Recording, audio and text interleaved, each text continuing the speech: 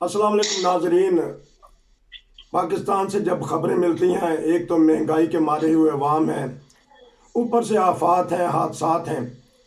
लेकिन जब मसाजिद में नमाजियों को, अल्लाह के इबादतगार बंदों को शहीद कर दिया जाए, उस वक्त तो दिल जो है जौन सा है वो खून के आंसू होता है। मैं सबसे पहले चलूँगा मैं जो हमारे नुमान चौधरी साहब हैं, हाफिज कुरान हैं, सूरह जिन की एक छोटी सी आयत का हिस्सा है, वो पढ़ दें। मैं उसी से फिर सवाल करूंगा, वो अगर आपके ज़हन में है। वह अन्नल मसाजिदा, जी पढ़िएगा।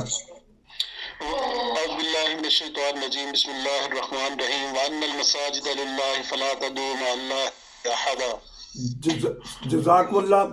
ये एक नाजरीन आयत है जिसमें अल्लाह ताला ने कहा है कि मसाजिद सिर्फ अल्लाह की इबादत के लिए है, उसके सिवा किसी को शरीक ना ठहराओ, किसी की इबादत ना करो। लेकिन जो इबादत के बहाने अंदर जाता है वो किसकी इबादत करता है? हाफिज साहब आप ही बताइएगा और अफसोस कीजिएगा इस बड़े अंधोनाक वाक़े पर। जी हाफिज साहब।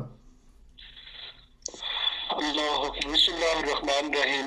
सबसे पहले तो उन लोगों के लिए दुआ मगफिरत भी है। अल्लाह पाक उनको अल्लाह मुकाम अता फरमाए, और आमीन। उनके प्यारों के लिए जो पीछे रह गए हैं जी उनके लिए सब्र जमील की दुआ भी है। आमीन। रिवायती तौर पर ना मैं इन चीज़ों को समझता हूँ कि जैसे हम रूटीन की ज़िंदगी जी रहे थे कुछ अर्सा पहले, यही हम रोज़ाना बम धमाके भुगत रहे थे। हमारे मुल्की हालात और हमारे जो अकाबर थे, हमारे जो अदारे थे, हमारे जो ज़िम्मेदार लोग थे, वज़ीर आज़म थे या कोई भी सियासतदान थे, उनको एक घसते पिटे बयान आने शुरू हो जाते हैं, जी हम दहशत गर्दी की मजम्मत करते हैं, हम दहशत गर्दी को जड़ से उखाड़ फेंकेंगे, हमें जी शहीदों पर अफसोस है, हम उनको 10-10 लाख रुपए दे रहे हैं। ये रवायत हमारे पाकिस्तान का हिस्सा बन गई है। आज बदकिस्मती मेरे पास ये हो गई है कि मैं ये भी नहीं कह सकता कि ये क्या जितने लोग अब तक हम लोग कुर्बानियां दे चुके हैं, ये दहशत गर्दी की जो जंग थी, जो बेगानी जंग हमने अपने गले डाली थी, लेकिन असल जो इस वक्त मेरा कहने का मकसद है या मेरा दिल जो इस बात को कह रहा है कि क्या हमारे जो जिम्मेदार लोग हैं यही बयान देते रहेंगे कि हम जी आहनी हाथों से निपटेंगे, हम इनका बुरा हासिल करेंगे, लेकिन मुझे समझ नहीं आता कि वो आहनी हाथ कहाँ हैं, हम किस तरह से निपटेंगे, और वो वक्त आना कब है जब हम सिर्फ इस बात का इंतजार करते रहते हैं कि बस ये वाकया हो गया, अब अगले पर देखेंगे, अगला हो गया उसके बाद अगले पर देखेंगे। इस वक्त पूरी दुनिया में नजर दौड़ाई जाए तो इस वक्त मेरी बदकिस्मती ये है कि मेरे मुल्क का एक भी लीडर, एक भी जिम्मेदार ऐसा नहीं है कि जो मेरे मुल्क के बारे में सोच रहा हो। और इस वक्त अगर हम लोग सोचते हैं, हम लोग कहते हैं कि हम पाकिस्तान का सोचते हैं, लेकिन हम ऐसे बेबस हैं, ना हमारे हाथ में इख्तियार है, ना हमारे हाथ में कोई बात है, ना हम इसको वो कहते हैं कि रो सकते हैं ना चुप हो सकते हैं। एक बेबसी है चारों तरफ इस तरह से छाई हुई है। मैं कहता हूं कि काश ये जो आज हुआ है, बात तो बड़ी बुरी है, लेकिन ये काश मेरे वजीर आजम के घर में होता, काश ये अपोजिशन लीडर के घर में होता, काश मेरे एमपीए एमएनए के घर में होता, तो आज यकीन करो मुझे कमीनी सी खुशी होती कि आज वो मजलूम वो भी बने हैं, इन्होंने तबाह बर्बाद करके रख दिया, इनके आगे पीछे प्रोटोकॉल चलते हैं, गरीब को ना मस्जिद में सुकून है, ना बाजार में सुकून है, ना घर में सुकून है, उसकी जान की कोई परवाह नहीं है, कोई कीमत नहीं है, बल्कि कीड़े मकोड़े की कीमत भी उससे ज्यादा हो गई है। आज मेरे पास इतने तल्ख अल्फाज है कि शायद मैं जज्बाती तौर पर एक हाथ से भी गुजर जाऊं कि मेरा दिल कहता है कि यही बम धमाका काश मेरे वजीर आजम के घर हो, मेरा वजीर आजम खानदान समेत उड़ जाए, तो मुझे यकीन करें खुशी हो। मैं स्वीडन चलता हूँ। भाई कयूम, आपने सुन लिया कितने दर्दनाक वाकया इन्होंने बताया है। 1 लाख हमने शहादतें दे दी हैं दहशत गर्दी में। क्यों हमारा मुल्क इस्लामी मुल्क दहशत गर्दी का शिकार हो रहा है? जी बताइएगा। जी जी नसीर साहब, बात यह है कि पहली बात है हमें भी अफसोस है, अल्लाह ताला उनको जन्नत नसीब करे। देखना मस्जिद के अंदर अल्लाह का घर है, जहाँ लोग इबादत करने जा रहे हैं वहाँ उनको मारा जाता है, और ये सारी गवर्नमेंट की जिम्मेदारी है नसीर साहब। आपके मुल्क के अंदर जो बार बार हमने प्रोग्रामों में ये एक बात दोहराई है کہ پاکستان کے دشمن پاکستان کے اندر چھپے ہوئے ہیں. باہر سے تو آپ کو پتا ہے بارڈروں کے اوپر ملٹری فورسز بیٹھی ہوئی ہیں, ہوائی جہاز ہوا میں اڑ رہے ہیں, نیول والوں نے سمندر کا حفاظت میں رکھا ہوا ہے. یہ جو دشمن ہے ارے یہ آپ کو ہم کو پاکستانیوں کو یہ ماننا پڑے گا کہ یہ ہمارے جو اسلامک ٹیررسٹ ٹیررزم کو سپورٹ کرنے والے جو ملاز ہیں, جیسے یہ ملا ایک حکومت میں بیٹھا ہوا ہے, تو اس کو ہم کیسے کہہ سکتے ہیں یہ پاکستان کا وفادار ہے. یہ جتنے ٹیررسٹ پیدا کیے گئے تھے یہ فضل الرحمان ملا جو ہے اس نے پیدا کیے تھے, اور لال مسجد والے اور ایک بندے کو ایک ملا جو ہے اس کو خود ہی اس کے گارڈ نے گولی ماری تھی. یہ 3 بندے جنہوں نے طالبان پیدا کیے تھے, اور طالبان آج تک پاکستان کے اندر ہیں اور آدھے پار چھپے ہوئے افغانستان میں, ادھر سے ادھر سے ادھر, سب ان کی مرضی سے ہوتا ہے. جب بھی کہیں پاکستان میں ان کے خلاف کوئی چیز جاری ہوتی ہے یہ طالبان کو حکم دیتے ہیں کہ ٹیررزم کرو, اور ٹیررزم آپ نے دیکھا کہ پاکستان میں 1 لاکھ بندہ کھا گئے, لاکھوں زخمی ہوئے, بیچاروں کی ٹانگیں سر پیر ٹوٹ گئے, کروڑوں کی اربوں کی جائیدادیں چلی گئی ان لوگوں کی وجہ سے. تو اصل بات یہ ہے کہ جب ہم کہتے ہیں ہماری فوج اتنی بڑی ہے, ہمارے پاس پولیس ہے, گارڈز ہے, رینجرز ہیں, فلاں, تو کیوں ہم وہ ٹیررسٹ جو پاکستان کے اندر چھپے ہوئے ان کو آج تک قابو نہیں کر پائے, کیوں؟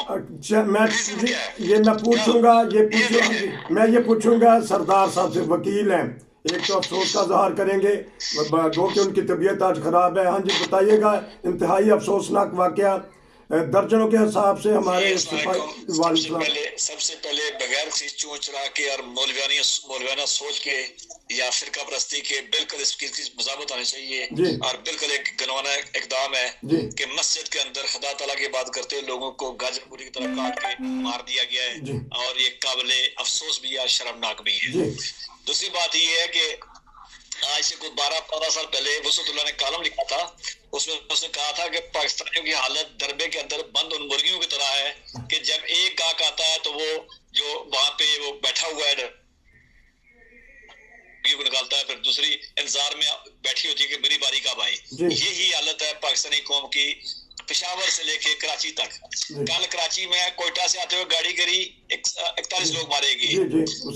کوارٹ کے اندر ایک ڈیم کے اندر بچے مدرسے کے بچے تھے وہ ڈوبے, 30 سے زیادہ بچے وہ بچے وہاں پہ مارے گئے. آج یہ واقعہ ہوا, اب تک 40 سے جی کو دوست بولنا چاہتا ہے بیچ میں نہیں وہ ادھر سے ڈسٹربنگ ہو رہی, کوئی بات نہیں, قصور سے میرے خیال. ہاں جی بتائیے گا. اچھا 40 سے 42 لوگ آج وہاں مارے گئے. چیز یہ ہے کہ میرے دوست نے اسٹوڈنٹ سے کہا ہے یہ اس کا ذمہ دار سب ہیں, وہ سب لوگ ذمہ دار ہیں جنہوں نے کوتاہی کی ہے. نیشنل ایکشن پلان چل رہا تھا, نیشنل ایکشن پلان کو روکا گیا تھا, اور روکنے کے بعد دہشت گردی رکی نہیں تھی. اس ٹائم سے معاملہ یہ تھا کہ میڈیا کنٹرول میں تھا, اور دہشت گردی کی خبریں جو ہے وہ ٹھک ٹھک ہر جگہ لگی ہوتی تھی. 2, 4, 10, 6 روز مارے جا رہے تھے, لیکن میڈیا پہ رپورٹ نہیں ہو رہے تھے, اور اس کو وہ قالین کے اندر آپ نے کارپیٹ میں ڈالا ہوا تھا, لیکن وہ گند اس نے باہر آنا تھا. تیسری بات کہ یہ بات بالکل صحیح ہے کہ جن کو جو آج بیٹھے ہوئے ہیں, جن کو اب جو حکومت کے اندر بیٹھے ہوئے ہیں, انہوں نے کبھی طالبان کی دہشت گردی کی, یہ طالبان جو ہے ان کی مذمت نہیں کی, بلکہ ان کو بچے کہا گیا ہے. جو لال مسجد والا مولوی بیٹھا ہوا ہے جس کا نام لیا انہوں نے, اس نے ابھی 2 ہفتے پہلے فتویٰ دیا ہے کہ جو پولیس والے آج بھی دیکھیں سب سے پولیس والے شہید ہوئے ہیں کہ ان کا جو مارا جانا جائز ہے. جو تیسرے کی بات انہوں نے کی ہے, انہوں نے تھوڑی ڈنڈی مار دی, انہوں نے شاید پورا الفاظ ادا نہیں کیا ہے کہ وہ گولی نہیں مارے, گن میں نے گولی نہیں مارے تھے, وہ اس کام پہ مارے گئے تھے. اگر پوسٹ مارٹم ہوتا تو بہت سمجھ آ جاتی, تو ویسے مجھے بڑے بہتر طریقے سے پتا تھا. پر وہ جو بھی مارے گئے تھے شرمناک کام میں مارے گئے تھے, اور وہ اپنے جو بھی ان کا انجام بننا تھا وہ پہنچے اس پہ. میں بڑے ذمہ داری سے بات کر رہا ہوں, کیونکہ پوسٹ مارٹم ہوتا تو بہت ساری سمجھ آ جاتی کہ ان کا کیا کیا کاٹ کے بھی لے گیا ساتھ ہی, گولی نہیں لگی تھی ان کو. بہرحال باقی بات یہ ہے کہ یہ قابل مذمت ہے. آج کہا خواجہ آصف نے کہا کہ یہ غلاظت جو شروع ہوئی ہے دہشت گردی، یہ آج سے 50 سال پہلے شروع کی گئی تھی، اور ہر ذی شعور آدمی متفق ہے کہ 50 سال پہلے جب آپ نے افغان جنگ کے نام پہ، اس کے بعد پاکستان کے اندر مذہب کے نام پہ آپ نے کھیل شروع کیا تھا، اور جرا ضیاء نے اس کی آبیاری کی تھی، اب وہ فصل تیار ہو چکی ہے، اور وہ فصل جو ہے وہ روز جو ہے وہ آپ کاٹتے ہیں، اور وہ روز آپ کو نظر آتے ہیں۔ شکریہ۔ حافظ صاحب ہیں لائن پہ؟ حافظ صاحب، ہاں جی حافظ صاحب آخری 2 منٹ بتا دیجیے گا، کیونکہ اس کے بعد آپ بھی مصروف، سارے مصروف ہیں۔ آخری 2-3 منٹ آپ کے لیے، کیونکہ آپ پاکستان سے ڈائریکٹ ہیں ہمارے ساتھ، تو باقی دونوں بھائیوں کا بہت شکریہ جی۔ 2-3 منٹ بتا دیجیے گا جی۔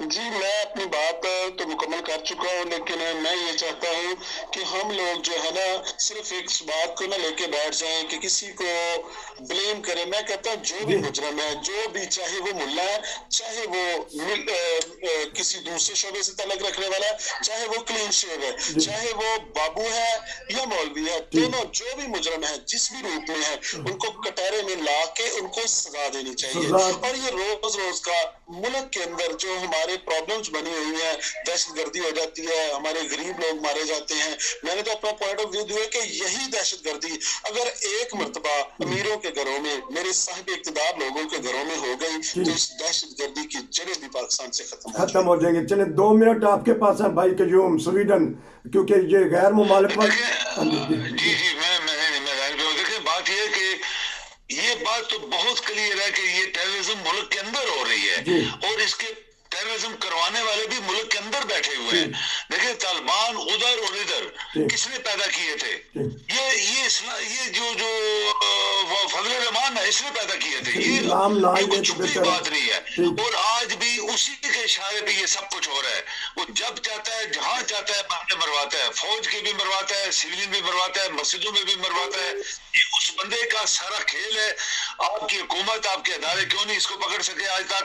یہ ہمارے اداروں اور ان کی کمزوری ہے۔ تو اس طرح ملک چلتے نہیں ہے۔ یہ 50 سال سے چل رہا تھا، 100 سال سے چل رہا تھا، لیکن ابھی تک چل رہا ہے۔ کیوں چل رہا ہے؟ آپ کی اتنی مسلح فوج ہے آپ کے پاس، کیوں وہ پاکستان کو سیکیور نہیں کر سکی، اس کو امن نہیں دے سکی؟ یہ آپ کے ادارے جو ہیں وہ فیل ہوئے ہیں، آپ کا سسٹم، جسٹس سسٹم فیل ہوا ہے، کیونکہ جسٹس سسٹم ایسے لوگوں کو سزا دے ہی نہیں پایا۔ تو بس یہ چلتا رہے گا جب تک آپ کا رول آف لا اس ملک میں صحیح افیکٹو نہیں ہوگا جیسے دنیا میں چل رہا ہے۔ قانون کی بالادستی ہوگی تو پھر ہوگا انشاءاللہ۔ وکیل صاحب معذرت، وقت ہو گیا ہے، میں انشاءاللہ آپ سے پھر لوں گا۔ ناظرین، 2 دن میں 100 کے قریب سینچری ہو گئی شہادتوں کی، کوئی ایکسیڈنٹ میں، کوئی ڈوبنے کی وجہ سے، اور آج خودکش حملے سے۔ اللہ پاکستان کی حفاظت کرے، اس کے رہنے والوں کی حفاظت کرے، اور سوچنا چاہیے سوچنے والوں کو کہ یہ کیا ہو رہا ہے، ہم کو کس لائن کو اختیار کر بیٹھے ہیں۔ آپ تینوں بھائیوں کا بہت بہت شکریہ، ایک اہم پروگرام تھا جو آپ نے میرا ساتھ دیا۔ نصیر کو اجازت دیجیے، السلام علیکم۔ شکریہ جی، تھینک یو۔